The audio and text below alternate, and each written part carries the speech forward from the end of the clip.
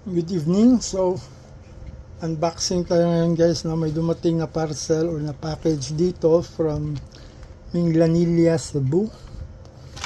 Medyo malayo-layo to. So, pinadala sa atin ni ma'am para i-verify kung legit lahat na ito ay mga USPI coins kung tawagin. Papakita natin sa inyo para may idea na rin kayo kung anong klaseng coins yung mga binibili natin, hindi yung kung ano-anong coins lang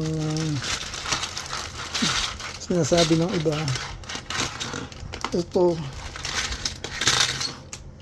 Ito yung wala nang usap-usap, talagang may value to. Tinatawag na USPI coins. Okay, so ito yung coins ng Pilipinas simula 1903 hanggang 1945 nung under pa tayo ng US. And then bakit to may value? Kasi itong mga coins na to ay either 90% silver or 75% silver. Okay? Meron din mga piso na 80% naman na silver, no?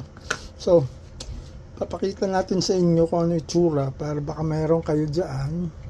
Wala na madaming tanong-tanong. Pera na yan, no? So, kung mapapansin nyo nga pala, ang gaganda nung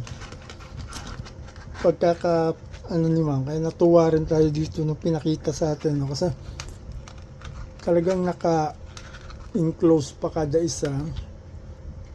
Saka hindi siya ganun kadumi, syempre, kasi saradong-sarado dati pa. Matagal na daw to sa kanya. Although nakaganto man or kung yung hawak nyo man dyan ay napulot nyo na nasa naka-plastic lang,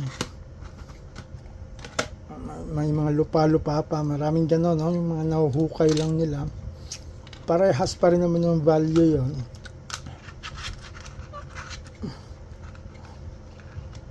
Kung ang habol mo ay yung silver content.